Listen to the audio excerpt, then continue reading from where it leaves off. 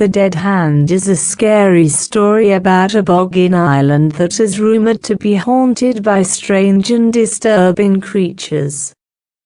The village huddled on the edge of a vast swamp.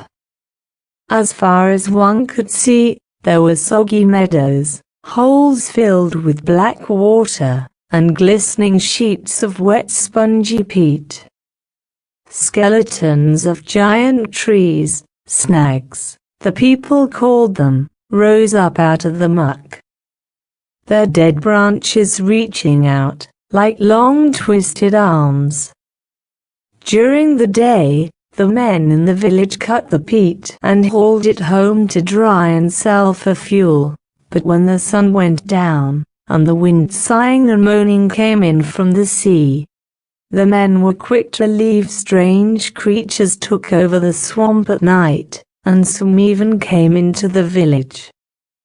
That's what everyone said. People were so afraid, they would not go out alone after dark. Young Tom Patterson was the only person in the village who did not believe in these creatures. On his way home from work, he'd whispered to his friends, "There's one." And they would jump and run, and Tom would laugh and laugh. Finally, some of his friends turned on him. "If you know so much, go back into the swamps at night and see what comes of it." "I'll do it," said Tom. "I work out there every day. Not once have I ever seen anything that frightened me. Why should it be different at night? Tomorrow night, I'll take my lantern and walk out to the Willow's snag. If I get scared and run, I'll never make fun of you again." The next night, the men went to Tom Patterson's house to see him on his way. Thick clouds covered the moon. It was the blackest of nights. When they arrived, Tom's mother was pleading with him not to go. "I'll be all right," he said. "Nothing to be afraid of. Don't be foolish like the rest."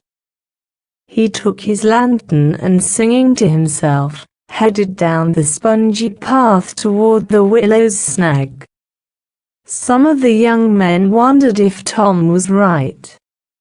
Maybe they were afraid of things that did not exist. Alfred decided to follow him and see for themselves, but they stayed far behind in case he ran into trouble. They were sure they saw dark shapes moving about, but Tom's lantern kept bobbing up and down and Tom's sounds kept floating back to them, and nothing happened. Finally, they caught sight of the Willow's snag. There was Tom standing in a circle of light looking this way and back. All of a sudden, the wind blew out his lantern, and Tom stopped singing.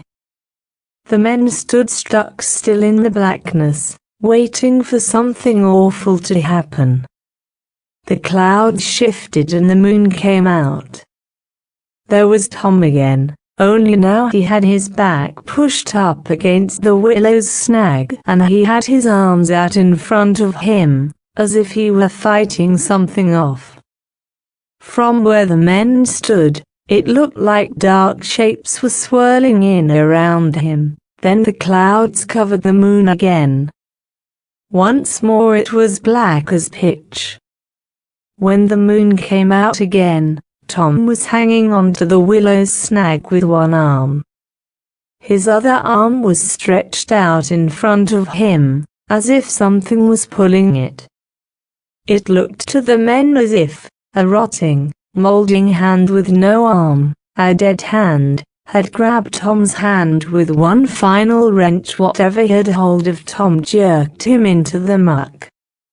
That's what the men said.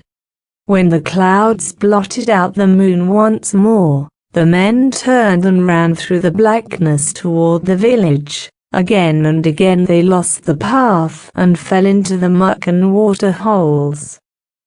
In the end they crawled back on their hands and knees, but Tom Patterson was not with them.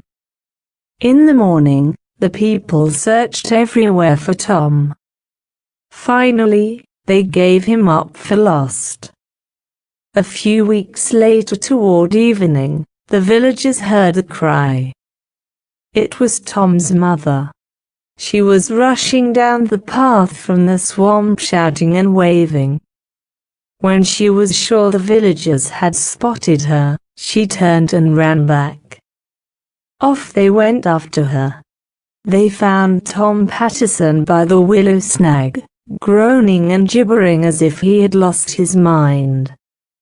He kept pointing with one hand at something only he could see. Where his other hand should have been, there was nothing but a ragged stump oozing blood. The hand had been ripped clean off. Everybody said it was the dead hand that had done it, but nobody really knows. Nobody will ever know, except Tom Patterson, and he never spoke another word again.